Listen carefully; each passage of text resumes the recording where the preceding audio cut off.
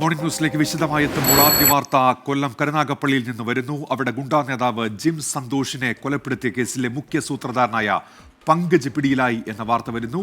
കല്ലമ്പലത്ത് നിന്നാണ് പ്രതിയെ പോലീസ് പിടികൂടിയത്. അരുൺരാജ് വിശദാംശങ്ങളുമായി ഇപ്പോൾ ചേരുന്നുണ്ട്. കൊല്ലത്ത് നിന്ന് അരുൺ, ഈ പ്രതിക്കായുള്ള തിരച്ചിലായിരുന്നുവല്ലോ, പോലീസ് എങ്ങനെയാണ് പ്രതിയിലേക്ക് എത്തിയത്? വിവരങ്ങൾ അരുൺ. ഉന്മേഷ്, ഇന്ന് പുലർച്ചെ 3:45 കരുനാഗപ്പള്ളി പോലീസ് കല്ലമ്പലത്ത് നിന്ന് ഈ കേസിലെ ജിം സന്തോഷ് വധക്കേസിലെ ഏറ്റവും മുഖ്യ സൂത്രധാരൻ പോലീസ് കണ്ടെത്തിയ പങ്കജിനെ പിടികൂടുന്നത്. പങ്കജാണ് ഈ കൊലപാതകത്തിലേക്ക് ഈ സംഘത്തെ നയിച്ചത് എന്നുള്ളതായിരുന്നു പോലീസ് കണ്ടെത്തൽ. അലുവാദുലിനെയും സംഘത്തെയും ഈ പങ്കജുമായുള്ള വിരോധത്തിന്റെ അടിസ്ഥാനത്തിലാണ് അലുവാദുലും സംഘവും ഈ സന്തോഷിനെ കൊലപ്പെടുത്തിയത് എന്നതായിരുന്നു പോലീസിന്റെ നേരത്തെയുള്ള നിഗമനങ്ങളിലൊന്ന്. ഇതിന്റെ അടിസ്ഥാനത്തിൽ പങ്കജിനെ കണ്ടെത്താനുള്ള പോലീസ് പരിശോധന വിവിധ ഘട്ടങ്ങളിൽ നടന്നിരുന്നു. പങ്കജുമായി അടുപ്പമുള്ളവർ, പങ്കജിനെ സഹായിക്കാൻ സാധ്യതയുള്ളവർ എന്നിവരെ എല്ലാം തന്നെ വിളിച്ചു വരുത്തി പോലീസ് ചോദ്യം ചെയ്യുകയും വീടുകളിലെത്തി ചോദ്യം ചെയ്യുന്ന സ്ഥിതി തുടർന്നതോടെയാണ് പങ്കജ് എവിടെയുണ്ടെന്ന വിവരം പോലീസിന് ലഭിച്ചത്. തുടർന്ന് കരുനാഗപ്പള്ളി പോലീസിന്റെ സ്പെഷ്യൽ ടീം ഇന്നലെ കല്ലമ്പലത്ത് ക്യാമ്പ് ചെയ്യുകയായിരുന്നു. ഇവിടെ നിന്നാണ് ഇന്ന് പുലർച്ചെ 3:45 കല്ലമ്പലത്ത് നിന്ന് ഈ പങ്കജിനെ പിടികൂടുന്നത്. ഇപ്പോൾ കരുനാഗപ്പള്ളി പോലീസ് സ്റ്റേഷനിൽ എത്തിച്ചിട്ടുണ്ട്. ഉന്നത ഉദ്യോഗസ്ഥരുടെ സാന്നിധ്യത്തിൽ വരും മണിക്കൂറിൽ പങ്കജിനെ ചോദ്യം ചെയ്യും. ഈ പങ്കജുമായിട്ടുള്ള വിരോധമാണ് സന്തോഷിലെ കൊലപാതകത്തിലേക്ക് നയിച്ചതെന്നാണ് നേരത്തെ തന്നെ ഈ പിടിയിലായവരും പോലീസിന് നൽകിയിരിക്കുന്ന മൊഴി. ഇതിന്റെ അടിസ്ഥാനത്തിൽ കൊലപാതകം ആസൂത്രണം ചെയ്തടക്കമുള്ള കാര്യങ്ങളിൽ പങ്കജിന് പങ്കുണ്ട് എന്നുള്ളതാണ് പോലീസിന്റെ കണ്ടെത്തലിൽ ഏറ്റവും പ്രധാനം. അതിന് സാക്ഷിമൊഴികളും നിലവിൽ പോലീസിന് ലഭിച്ചിട്ടുണ്ട്. ഇതുമായി ബന്ധപ്പെട്ട കൂടുതൽ തെളിവെടുപ്പും അന്വേഷണവുമായിരിക്കും ഇനി ഉണ്ടാവുക. ഈ കേസിലെ മുഖ്യ പ്രതിയായ അലുവാദുൽ എവിടെയുണ്ട് എന്ന കാര്യത്തിലും പങ്കജിനെ പിടികൂടുന്നതോടെ കണ്ടെത്താൻ കഴിയും എന്നുള്ളതാണ് പോലീസ് വിശ്വസിക്കുന്നത്. ഈ മറ്റുള്ളവരുടെ കാര്യത്തിൽ ഇപ്പോൾ ഈ പങ്കജ് കൂടി പിടിയിലാകുമ്പോൾ പുതിയ വിവരങ്ങൾ ലഭിക്കുമെന്നാണല്ലോ പോലീസിന്റെ പ്രതീക്ഷ. ഈ മറ്റു പ്രതികൾക്കായുള്ള അന്വേഷണം അതെവിടെ വരെ എത്തി ഇപ്പോൾ അരുൺ? ഈ കേസിൽ 2 പേർ കൂടിയാണ് ഈ പിടിയിലാകാനുള്ളത്. നേരിട്ട് കൃത്യത്തിൽ പങ്കെടുത്ത 2 പേരെ കൂടി കണ്ടെത്തുക എന്നുള്ള വളരെ ദുഷ്കരമായ ദൗത്യം പോലീസിന് മുമ്പിൽ നിലവിൽ നിൽക്കുന്നുണ്ട്. പക്ഷേ അലുവാദുൽ എവിടെയെന്ന കാര്യത്തിൽ നിലവിൽ ചില സൂചനകൾ പോലീസിന് ലഭിച്ചിട്ടുണ്ട് എന്നുള്ളതാണ് മനസ്സിലാക്കാൻ കഴിയുന്നത്. അത് പിടിയിലായവരുടെ മൊഴിയിൽ നിന്നും അതുപോലെ തന്നെ അവരിൽ നിന്നും ശേഖരിച്ച വിവരത്തിന്റെ അടിസ്ഥാനത്തിലാണ്. ഒരുപക്ഷെ ഇന്ന് തന്നെ അലുവാദുലിനെ പിടികൂടാൻ കഴിയുമെന്ന ആത്മവിശ്വാസം പോലീസ് പങ്കുവെക്കുകയും ചെയ്യുന്നു. ഈ കേസിൽ ഏറ്റവും പ്രധാനപ്പെട്ട റോളാണ് പങ്കജിന്റേത്. കാരണം ഈ ഗൂഢാലോചന നടന്ന ഘട്ടത്തിൽ മുതൽ അതിനുശേഷം ഈ കൊലപാതക പ്ലാൻ ഇംപ്ലിമെന്റ് ചെയ്യുന്ന ഘട്ടത്തിലടക്കം ഈ പങ്കജ് നേരിട്ട് പങ്കെടുത്തിരുന്നു. ഇതിനുശേഷം കൊലപാതക സമയത്ത് മാത്രമാണ് ഈ പങ്കജ് ഇതിൽ നിന്ന് മാറുന്നത്. പങ്കജിന്റെ ഒരു രീതി, ഒരു മോഡ് ഓഫ് ഓപ്പറേഷൻ, അത് ഈ രീതിയിലാണ് എന്നുള്ളതാണ് പോലീസ് പറയുന്നത്.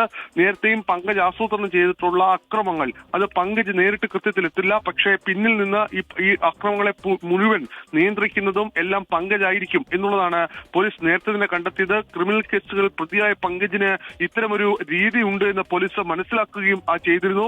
ഈ സന്തോഷിനെയും അതുപോലെ തന്നെ പിന്നീട് അക്രമത്തിനിരയായ അനീറുമായും നേരിട്ട് വിരോധമുള്ള ഏക വ്യക്തി അത് പങ്കജാണ്. പങ്കജുമായുള്ള വിരോധമാണ് ഇത്തരത്തിൽ ഒരു കൊലപാതകത്തിലേക്കും പിന്നീട് നടന്ന അക്രമത്തിലേക്കും അടക്കം കലാശിച്ചത് എന്നുള്ളതാണ് പോലീസ് നേരത്തെ കണ്ടെത്തിയത്. ഈ സാഹചര്യത്തിലായിരുന്നു പങ്കജിന്റെ അറസ്റ്റ് അനിവാര്യമായിരുന്നത്. എന്തായാലും ഇന്ന് പുലർച്ചെ 3:45 കല്ലമ്പലത്ത് നിന്ന്, അത് പങ്കജ് കല്ലമ്പലത്തുണ്ട് എന്ന രഹസ്യ വിവരമാണ് കരുനാഗപ്പള്ളി പോലീസിന് ലഭിച്ചത്. അതിന്റെ അടിസ്ഥാനത്തിൽ കരുനാഗപ്പള്ളി പോലീസിലെ ഉദ്യോഗസ്ഥർ ഇന്നലെ രാത്രിയോടെ കല്ലമ്പലത്തെത്തുകയും വിശദമായി നടത്തിയ പരിശോധനയിലാണ് കല്ലമ്പലത്ത് ഒരു വീട്ടിൽ നിന്ന് ഇപ്പോൾ പങ്കജിനെ അറസ്റ്റ് ചെയ്യുകയും ചെയ്തിരിക്കുന്നത്. പങ്കജിനെ അറസ്റ്റ് റെക്കോർഡിക്കലായി രേഖപ്പെടുത്തിയിട്ടില്ല. നിലവിൽ പോലീസ് ചോദ്യം ചെയ്യൽ തുടർന്നുകൊണ്ടിരിക്കുകയാണ്. കരുനാഗപ്പള്ളി ASP ഓഫീസിൽ എത്തിച്ച് ഈ ചോദ്യം ചെയ്യൽ ഉന്നത ഉദ്യോഗസ്ഥരടക്കം പങ്കെടുക്കുന്നു എന്നുള്ളതാണ് മനസ്സിലാക്കാൻ കഴിയുന്നത്. ശരി, അരുൺരാജാണ് കൊല്ലത്തുനിന്ന് വാർത്തയുടെ വിശദാംശങ്ങൾ നൽകിയത്. മുഖ്യ സൂത്രധാരനാണ് ഇപ്പോൾ പിടിയിലായിരിക്കുന്നത് ഈ കേസുമായി ബന്ധപ്പെട്ട്. വിവാദങ്ങൾക്കൊടുവിൽ എമ്പുരാന്റെ പുതിയ പതിപ്പ് തിയേറ്ററുകളിലെത്തി. തിരുവനന്തപുരം ആർടെക് മാളിലാണ് ആദ്യ പ്രദർശനം നടന്നത്.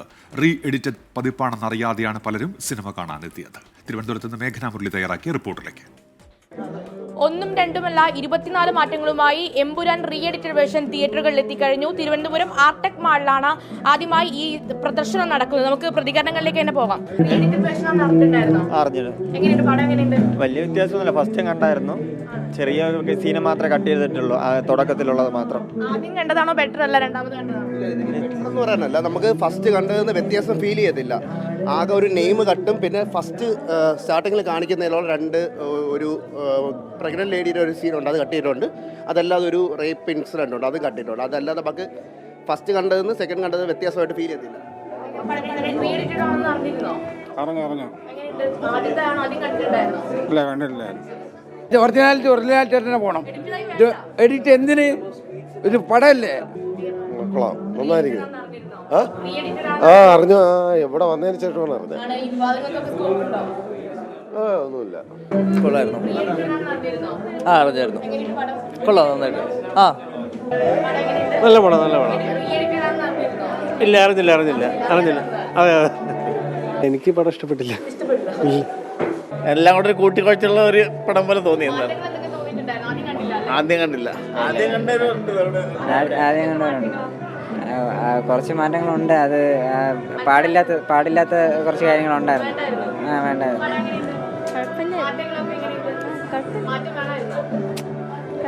നല്ലതായിട്ടുണ്ട്. ഇല്ല, അങ്ങനെ അറിഞ്ഞിട്ടല്ല വന്നത്. പക്ഷെ കണ്ടിട്ട് അങ്ങനെ റേഡിയേറ്റായിട്ട് തോന്നിയില്ല. നേരത്തെ കണ്ടിട്ടില്ലായിരുന്നല്ലോ. പക്ഷെ നന്നായിട്ട് തന്നെ ഉണ്ട്. നല്ല മൂവിയാണ്. കൊള്ളാം. ഇല്ല, ഇപ്പൊ വന്നിട്ട് അറിഞ്ഞു. ഇല്ല.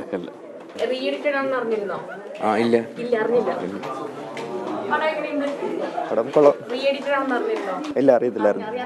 അതെ. എന്തായാലും സമ്മിശ്ര പ്രതികരണമാണ് തിരുവനന്തപുരം ആർടെക് മാളിൽ നിന്ന് ആദ്യ പ്രദർശനം നടന്ന ആർടെക് മാളിൽ നിന്ന് ഉണ്ടാകുന്നത്. ഇത് റീ എഡിറ്റഡ് വേർഷൻ ആണെന്ന് അറിയാതെ തിയേറ്ററിൽ എത്തിയവരുണ്ട്, അത് അറിഞ്ഞ് തിയേറ്ററിൽ എത്തിയവരുണ്ട്. എന്തായാലും ഇത് അംഗീകരിക്കുന്നവരും അംഗീകരിക്കാത്തവരുമായി പലതരത്തിലുള്ള പ്രേക്ഷകർ തിയേറ്ററുകളിലേക്ക് എത്തുന്നു. എന്തായാലും ഇന്ന് ഉച്ചയോടുകൂടി തന്നെ ഇതിന്റെ സംസ്ഥാനത്തെ എല്ലാ തിയേറ്ററുകളിലും ഇതിന്റെ റീ എഡിറ്റഡ് വേർഷൻ എത്തുമെന്നുള്ളതാണ് അറിയുന്നത്. ക്യാമറാമാൻ സജീവിനൊപ്പം മേഘ്ന മുരളി, 24 തിരുവനന്തപുരം. സംയുക്ത പാർലമെന്റ് സമിതി മാറ്റങ്ങൾ വരുത്തിയ വഖഫ് നിയമ ഭേദഗതി ബിൽ ഇന്ന് ലോക്സഭയിൽ അവതരിപ്പിക്കും. ന്യൂനപക്ഷ കാര്യമന്ത്രി കിരൺ റിജിജു 12 മണിയോടെയായിരിക്കും ബിൽ അവതരിപ്പിക്കുക. ബില്ലിന്മേൽ കേന്ദ്ര ആഭ്യന്തരമന്ത്രി അമിത്ഷാ സംസാരിക്കും. NDA സഖ്യകക്ഷിയായ TDP മുന്നോട്ട് വെച്ച നിർദ്ദേശങ്ങളും ഉൾപ്പെടുത്തിയാണ് പുതിയ ബിൽ എന്ന് സൂചനയുണ്ട്. ഇതോടെ സഖ്യകക്ഷികളുടെ എതിർപ്പ് മറികടക്കാൻ ആകും എന്നാണ് BJPയുടെ കണക്കുകൂട്ടൽ. വഖഫ് നിയമ ഭേദഗതി ബില്ലിനെ ശക്തമായി എതിർക്കാനാണ് ഇന്ത്യ മുന്നണിയുടെ തീരുമാനം. വിവരങ്ങളുമായി വിനീത VG ചേരുന്നുണ്ട് ഇപ്പോൾ ഡൽഹിയിൽ നിന്ന്. വിനീത, എന്തൊക്കെയാണ് വിവരങ്ങൾ? ഉന്മേഷ് സൂചിപ്പിച്ചതുപോലെ തന്നെ സംയുക്ത പാർലമെന്ററി സമിതി മാറ്റങ്ങൾ വരുത്തിയ വഖഫ് നിയമ ഭേദഗതി ബിൽ ഇന്ന് ലോക്സഭയിൽ അവതരിപ്പിക്കും. 8 മണിക്കൂർ ബില്ലിന്മേൽ ചർച്ച നടക്കുമെന്നാണ് അറിയാൻ കഴിയുന്നത്. ന്യൂനപക്ഷകാര്യ മന്ത്രി കിരൺ റിജിജു 12 മണിയോടെയായിരിക്കും ഈ ബില്ല് അവതരിപ്പിക്കുക. ബില്ലിന്മേൽ കേന്ദ്ര ആഭ്യന്തരമന്ത്രി അമിത്ഷായും സംസാരിക്കും. NDA സഖ്യകക്ഷിയായ TDP മുന്നോട്ട് വെച്ച നിർദ്ദേശങ്ങളെല്ലാം ഉൾപ്പെടുത്തിക്കൊണ്ടാണ് പുതിയ ബില്ലെന്നും സൂചനയുണ്ട്. ഇതോടെ സഖ്യകക്ഷികളുടെ എതിർപ്പ് മറികടക്കാനാകുമെന്നാണ് BJPയുടെ കണക്കുകൂട്ടൽ. പക്ഷേ അതേസമയം ബില്ലിനെ ശക്തമായി എതിർക്കാൻ തന്നെയാണ് ഈ പ്രതിപക്ഷ പാർട്ടികളുടെ തീരുമാനം. ഇന്നലെ പ്രതിപക്ഷ പാർട്ടികളുടെ ഇന്ത്യ മുന്നണിയുടെ പ്രത്യേക യോഗം ചേർന്നിട്ടുണ്ടായിരുന്നു. അതിനുശേഷം UDF എംപിമാരുടെ യോഗം KC വേണുഗോപാലിന്റെ വസതിയിലും ചേർന്നിട്ടുണ്ടായിരുന്നു. ഒറ്റക്കെട്ടായി ബില്ലിനെ എതിർക്കുക എന്നുള്ളത് തന്നെയാണ് പ്രതിപക്ഷ പാർട്ടികൾ മുന്നോട്ട് വെച്ചിട്ടുണ്ടായിരുന്നത്. ഇന്നലെ എംപിമാർക്ക് പ്രതിപക്ഷ പാർട്ടികൾ 3 വരി വിപ്പും നൽകിയിട്ടുണ്ടായിരുന്നു. ഇത് ഭരണപക്ഷത്ത് നിന്ന് എന്തൊക്കെ പ്രകോപനങ്ങൾ ഉണ്ടായെങ്കിലും സഭയിൽ നിന്നുകൊണ്ട് തന്നെ ശക്തമായി തങ്ങളുടെ വാദം ഉന്നയിക്കുക എന്നുള്ളത് തന്നെയാണ് ഇന്നലെ ചേർന്ന യോഗത്തിൽ നേതാക്കൾ തീരുമാനിച്ചിട്ടുണ്ടായിരുന്നത്, എംപിമാർ തീരുമാനിച്ചിട്ടുണ്ടായിരുന്നത്. ആവശ്യമെങ്കിൽ വോട്ടെടുപ്പ് എന്നൊരു ആവശ്യത്തിലേക്ക് കടക്കാനും തീരുമാനിച്ചിട്ടുണ്ട്. എന്താണെങ്കിലും ശക്തമായിട്ടുള്ള വിയോജിപ്പ് ഈ ഘട്ടത്തിൽ മുന്നോട്ട് വെക്കുക എന്നുള്ളത് തന്നെയാണ് പ്രതിപക്ഷത്തിന്റെ തീരുമാനം. ആദ്യഘട്ടത്തിൽ കേരള കോൺഗ്രസിലെ എംപിമാർക്ക് ചെറിയൊരു ഉണ്ടായിരുന്നതായിട്ടും അറിയാൻ കഴിയുന്നുണ്ട്. അത് ഈ KCBCയുടെ അടക്കം ചില നിലപാടുകൾ ഇതിൽ അവർ മുന്നോട്ട് വെച്ചിട്ടുണ്ട്. ഈ സാഹചര്യത്തിൽ എങ്ങനെ മുന്നോട്ട് പോകണമെന്നടക്കമുള്ള കാര്യങ്ങളിൽ ഒരു ആശങ്ക അവർ പ്രകടിപ്പിച്ചിരുന്നുവെന്നും ഇന്നലത്തെ യോഗത്തിൽ നിന്ന് നമുക്കൊരു വിവരം ലഭ്യമായിട്ടുണ്ട്. അതിനുശേഷമാണ് KC വേണുഗോപാലിന്റെ വസതിയിൽ പ്രത്യേക യോഗം ചേരുകയും ഒറ്റക്കെട്ടായി ബില്ലിനെ എതിർക്കാം എന്നൊരു തീരുമാനത്തിലേക്ക് എത്തുകയും ചെയ്തത്. ഉന്മേഷ്. ശരി, വിനീത VG ആണ് വിശദാംശങ്ങൾ നൽകിയത് ഡൽഹിയിൽ നിന്ന്. CPIഎമ്മിന്റെ 24ാം പാർട്ടി കോൺഗ്രസിന് ഇന്ന് മധുരയിൽ തുടക്കം.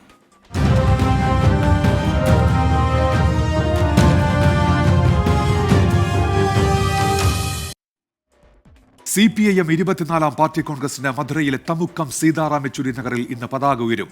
പെൺമണി രക്തസാക്ഷികളുടെ സ്മാരക കുടീരത്തിൽ നിന്ന് പാർട്ടി കേന്ദ്ര കമ്മിറ്റി അംഗം U വാസുകിയുടെ നേതൃത്വത്തിൽ കൊണ്ടുവരുന്ന പതാക രാവിലെ control commission chairman AK Padmanabhan ഏറ്റുവാങ്ങും. രാവിലെ 8-ന് ബുദ്ധദേവ് ഭട്ടാചാര്യ കവാടത്തിൽ മുതിർന്ന നേതാവ് വിമൻ ബസു പതാക ഉയർത്തും.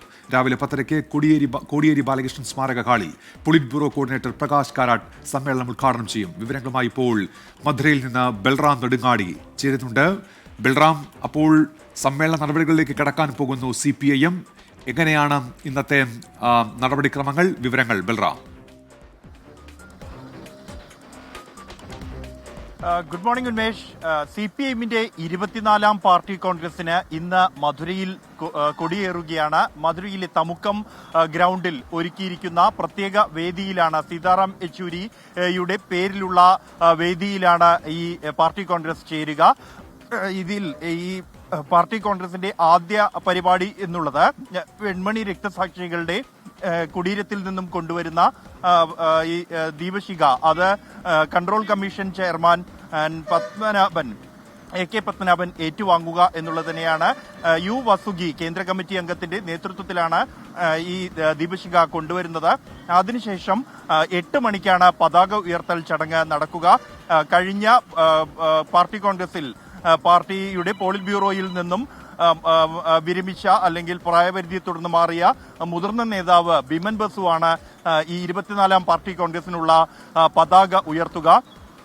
അതിനുശേഷം സമ്മേളനവുമായി ബന്ധപ്പെട്ടുള്ള കാര്യപരിപാടികളിലേക്ക്, പൊതുസമ്മേളനം, പ്രതിനിധി സമ്മേളനം എന്നിവയിലേക്ക് കടക്കും. രാവിലെ 10:30ക്കാണ് ഈ സമ്മേളനം നിലവിൽ polit bureau coordinator Prakash Karat ഉദ്ഘാടനം ചെയ്യുക. ഈ വേദിയിൽ മറ്റ് ഇടത് പാർട്ടികളുടെ നേതാക്കൾ കൂടി പങ്കെടുക്കുന്നുണ്ട്. CPI general secretary D Raja, ഒപ്പം തന്നെ CPIML general secretary Dipankar Bhattacharya, forward bloc general secretary D Devarajan, ഒപ്പം തന്നെ RSP general secretary Manoj Bhattacharya അടക്കമുള്ള നേതാക്കൾ ഈ വേദിയിൽ ഉണ്ടാകും. അതിനുശേഷം പ്രതിനിധി സമ്മേളനത്തിലേക്ക് കടക്കും. മാണിക് സർക്കാർ ആയിരിക്കും ഈ ചടങ്ങിന്റെ അധ്യക്ഷൻ എന്നുള്ളത്. പ്രധാനമായും പ്രകാശ് കാരാട്ടാണ് രാഷ്ട്രീയ പ്രമേയം, ഒപ്പം തന്നെ അവലോകന രേഖ എന്നീ സുപ്രധാനമായ 2 രേഖകൾ ഈ പ്രതിനിധി സമ്മേളനത്തിൽ അവതരിപ്പിക്കുക. ഇത്തവണ പാർട്ടി കോൺഗ്രസിൽ സാധാരണ നിലയിൽ രാഷ്ട്രീയ പ്രമേയം, അവലോകന രേഖ എന്നിവയിൽ ഈ രാഷ്ട്രീയ പ്രമേയം താഴെത്തട്ടിൽ ചർച്ച ചെയ്ത ശേഷം എത്തുന്നു. അവലോകന രേഖ എന്നുള്ളത് പാർട്ടി കോൺഗ്രസിൽ നേരിട്ടെത്തുകയാണ് പതിവ്. എങ്കിൽ ഇത്തവണ താഴെത്തട്ടിൽ ഈ അവലോകന രേഖയും ചർച്ചയ്ക്കായി പോയിരുന്നു എന്ന പ്രത്യേകതയുണ്ട്. അത്തരത്തിൽ വന്ന ഭേദഗതി നിർദ്ദേശങ്ങൾ ഉൾപ്പെടുത്തിക്കൊണ്ടുള്ള രേഖയാണ് അവലോകന രേഖയും. ഈ 2 രേഖകളും അതീവ പ്രാധാന്യത്തോടു കൂടി തന്നെയാണ് പാർട്ടി ഇത്തവണ കാണുന്നത് എന്നുള്ളതാണ്. പ്രത്യേകിച്ച് ദേശീയ സാഹചര്യത്തിൽ പാർട്ടി സ്വയം ശക്തിപ്പെടുന്നതിന് ആവശ്യമായ മാർഗങ്ങൾ രൂപീകരിക്കുക എന്നുള്ളത് തന്നെയാണ് ഈ പാർട്ടി കോൺഗ്രസിന്റെ മുഖ്യ അജണ്ട. അതിനുശേഷം ഈ സംഘടനാ രേഖ ഇത്തവണ പോൾ ബ്യൂറോ അംഗം BV രാഘവലുവായിരിക്കും അവതരിപ്പിക്കുക. ശരി, ബൽറാം നെടുങ്ങാടിയാണ് സമ്മേളന നഗരിയിൽ നിന്ന് വിശദാംശങ്ങൾ നൽകിയത്. യുവാക്കളെ നേതൃനിരയിൽ എത്തിക്കാൻ ലക്ഷ്യം വെച്ചാണ് പ്രായപരിധി നടപ്പിലാക്കിയതെന്ന് CPIM പോളിറ്റ് ബ്യൂറോ അംഗം BV രാഘവലു. കഴിഞ്ഞ 3 വർഷത്തിനിടെ പ്രായപരിധി ഗുണകരമായി എന്നാണ് വിലയിരുത്തൽ. എങ്കിലും ഒഴിച്ചുകൂടാനാകാത്ത സാഹചര്യത്തിൽ ഇളവ് നൽകാൻ സാധ്യതയുണ്ടെന്നും BV രാഘവലു 24നോട് പറഞ്ഞു. ബൽറാം നെടുങ്ങാടി തയ്യാറാക്കിയ റിപ്പോർട്ടിലേക്ക്. പോൾ ബ്യൂറോ അംഗം BV രാഘവലു ചേരുകയാണ് 24നൊപ്പം. Comrade, this party congress is have many relevance in the current political situation in national level. What are they? See, for the third time we are holding our Communist Party Congress in Madurai. Itself is a unique thing, and this 24th Congress is because of various special things. It is going to be an important Congress for the country as well as for our party also. At the same time, around 7 leaders are completing the age limit which party have implemented in the last party congress.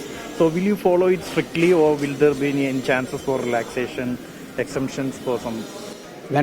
When we decided this age limit before 23rd Congress, we decided that to encourage youth coming into the leadership at various levels, including Politburo and Central Committee level, we want to impose this wage limit and implement it.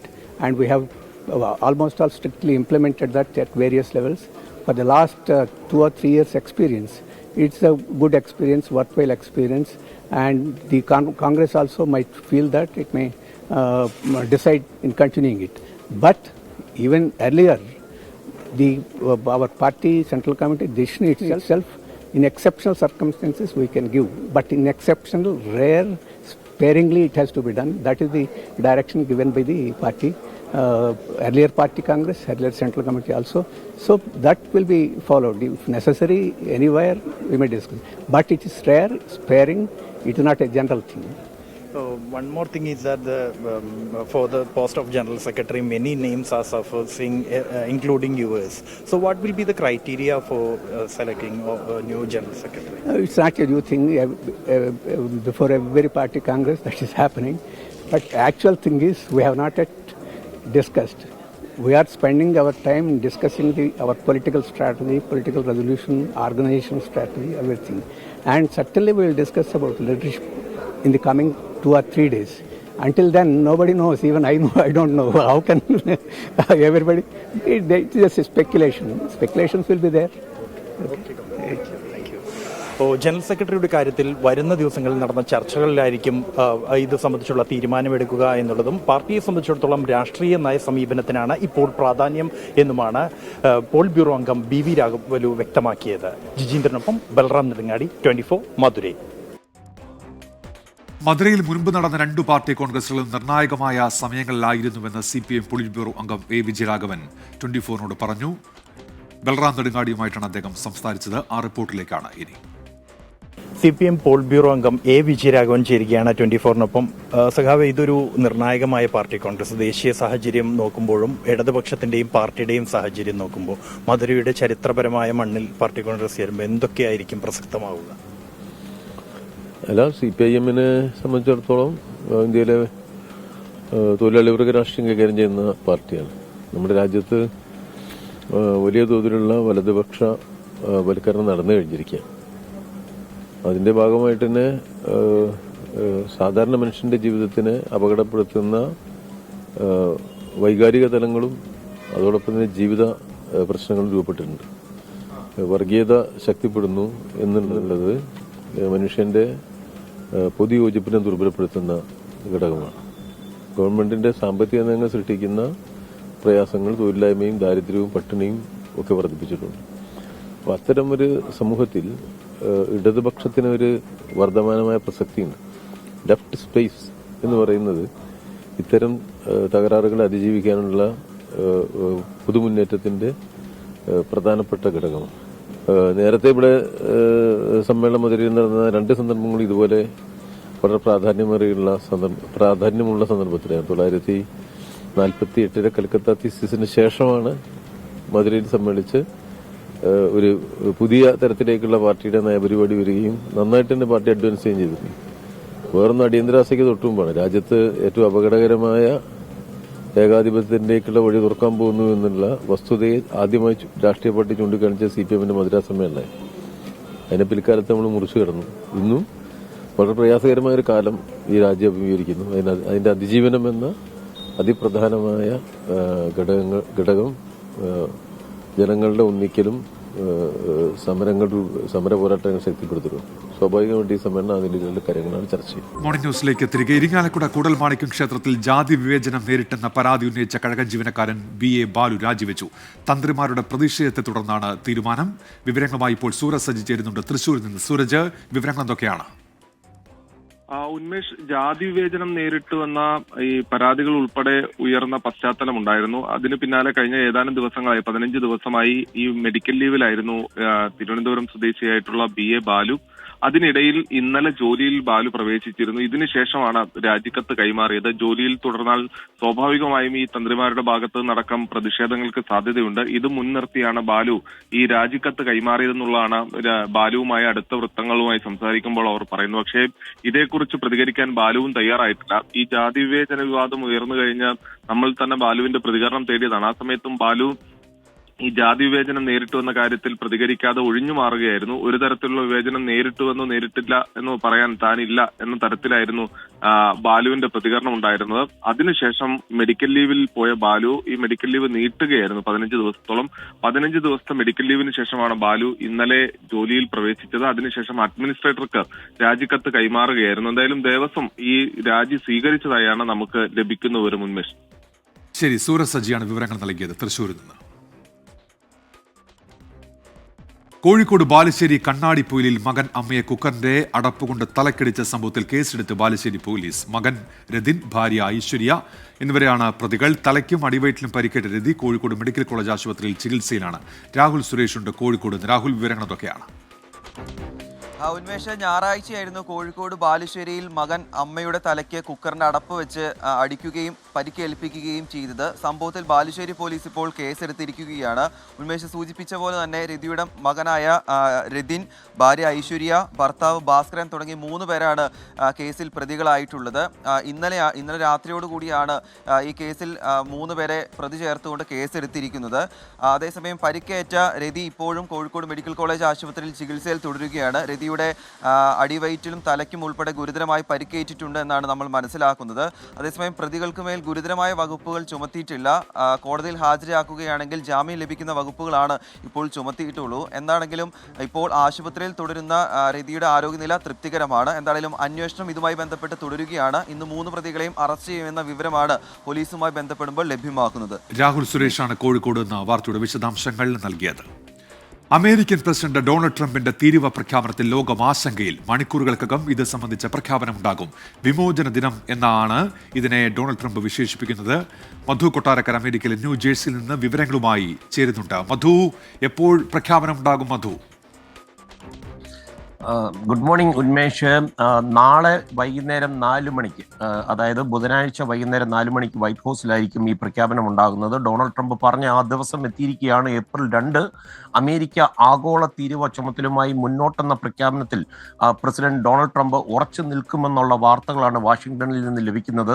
ലോകം ഒരുപക്ഷെ ഒരു തീരുവ യുദ്ധത്തിലേക്കാണോ എന്ന ആശങ്ക പരക്കെ ഉയരുന്നുണ്ട്. ലോകത്തെ ഞെട്ടിക്കുന്ന പ്രഖ്യാപനമാകുമോ ട്രംപിൽ നിന്ന് ഉണ്ടാകുക എന്ന് അറിയാൻ വേണ്ടിയാണ് അമേരിക്ക പോലെ മറ്റ് ലോകരാജ്യങ്ങളും ഏപ്രിൽ 2 ഉന്മേഷ് സൂചിപ്പിച്ചതുപോലെ വിമോചന ദിനമായിരിക്കുമെന്ന് ഡൊണാൾഡ് ട്രംപ് ആഴ്ചകൾക്ക് മുമ്പ് തന്നെ പറഞ്ഞിരുന്നു. ആഗോള വിപണിയൊക്കെ പിടിച്ചുകുലുക്കുന്ന തീരുമാനങ്ങൾ വൈറ്റ് ഹൗസിലെ റോസ് ഗാർഡനിൽ പ്രാദേശിക സമയം 4 മണിക്കായിരിക്കും ഉണ്ടാകുക. ചിലപ്പോൾ ഇത് നേരത്തെ ആകാനുള്ള സാധ്യതയും കാണുന്നുണ്ട്.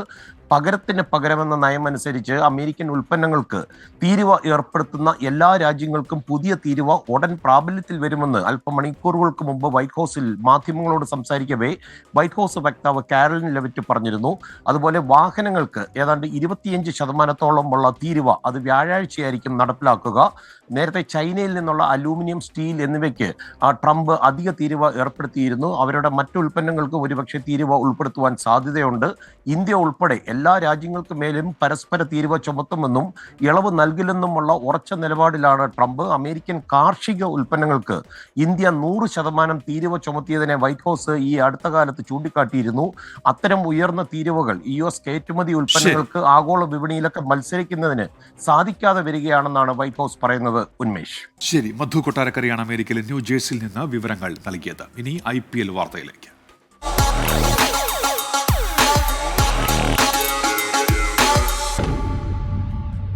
വിജയക്കുതിപ്പ് തുടരാൻ റോയൽ ചലഞ്ചേഴ്സ് ബംഗളൂരു ഇന്നിറങ്ങുകയാണ്. രാത്രി 7:30 ബംഗളൂരുവിൽ നടക്കുന്ന മത്സരത്തിൽ ഗുജറാത്ത് ടൈറ്റൻസ് ആണ് എതിരാളികൾ. ഇത് ഞങ്ങളുടെ RCB അല്ല. ഞങ്ങളുടെ RCB ഇങ്ങനെയല്ല. റോയൽ ചലഞ്ചേഴ്സ് ബംഗളൂരുവിന്റെ ആരാധകരിൽ പലരും ഇങ്ങനെ പറയുന്നുണ്ടാകും. ഉദ്ഘാടന മത്സരത്തിൽ ചാമ്പ്യന്മാരായ കൊൽക്കത്തയെ പിടിച്ചുകെട്ടി 7 വിക്കറ്റ് ജയം. 17 വർഷത്തിന് ശേഷം ചെന്നൈയെ അവരുടെ മടയിൽ മുട്ടുകുത്തിച്ചു. IPL 18ാം സീസണിൽ സ്വപ്നതുല്യ തുടക്കമാണ് ബംഗളൂരുകാർക്ക്. വെടിക്കെട്ട് തുടക്കം നൽകുന്ന ഫിൽ സാൾട്ട്, സെൻസിബിൾ ഇന്നിംഗ്സുമായി വിരാട് കോഹ്ലി, മധ്യനിരയുടെ കരുത്തായി ക്യാപ്റ്റൻ രജത് പാട്ടീദാർ, സൂപ്പർ ഫിനിഷർമാരായി ലിയാം ലിവിങ്സ്റ്റണും ടിം ഡേവിഡും. പിന്നെ എടുത്തു പറയേണ്ടത് ബൗളർമാരുടെ പ്രകടനം. 2 കളിയിൽ 5 വിക്കറ്റുമായി ജോഷ് ഹേസൽവുഡ് ടീമിന് നൽകുന്ന മുൻതൂക്കം ചെറുതല്ല. യാഷ് ദയാലും ഭുവനേശ്വർ കുമാറും കൃണാൽ പാണ്ഡ്യയും കട്ടയ്ക്ക് കൂട്ടിനുണ്ട്. ഇനി ഹോം ഗ്രൗണ്ടിലെ കാലക്കേട് കൂടി മാറ്റിയെടുത്താൽ കന്നിക്കപ്പിൽ പ്രതീക്ഷ വയ്ക്കാം RCBക്ക്. IPL-ൽ തന്നെ ഏറ്റവും മോശം ഹോം റെക്കോർഡുള്ള ടീമുകളിലൊന്നാണ് RCB. M ചിന്നസ്വാമി സ്റ്റേഡിയത്തിലെ 100 മത്സരങ്ങളിൽ 46-ലും തോൽവി. ഇത്തവണ ഇതിനും മാറ്റമുണ്ടാകുമെന്നാണ് RCB ആരാധകരുടെ പ്രതീക്ഷ. 2ാം ജയത്തിൽ കണ്ണുവച്ചാണ് മുൻ ചാമ്പ്യന്മാരായ ഗുജറാത്ത് ടൈറ്റൻസിന്റെ വരവ്. പഞ്ചാബിനോട് തോറ്റു തുടങ്ങിയ ഗുജറാത്ത് 2ാം കളിയിൽ മുംബൈയെ തോൽപ്പിച്ചിരുന്നു. ടോപ്പ് ഓർഡർ കഴിഞ്ഞാൽ ബാറ്റിംഗ് നിരയുടെ കഥ കഴിഞ്ഞെന്ന കഴിഞ്ഞ 2 കളികളിലെ പ്രശ്നം ഉടൻ മാറ്റിയില്ലെങ്കിൽ വലിയ വില കൊടുക്കേണ്ടി വരും ശുഭ്മാൻ ഗില്ലിനും സംഘത്തിനും. ഗ്ലെൻ ഫിലിപ്സിനെ പോലൊരാൾ ഫിനിഷർ റോളിലേക്ക് എത്തേണ്ടത് അനിവാര്യമാകുന്നു. കഗീസോ റബാഡ, റാഷിദ് ഖാൻ, മുഹമ്മദ് സിറാജ് എന്നീ ബൗളർമാരും പെരുമയ്ക്കത്ത പ്രകടനം പുറത്തെടുത്തേ തീരൂ. പ്രത്യേകിച്ച് പന്തേറുകാരുടെ ശവപ്പറമ്പായ ചിന്നസ്വാമിയിൽ. Sports desk 24. മോർണിംഗ് ന്യൂസ് പൂർത്തിയാകുന്നു.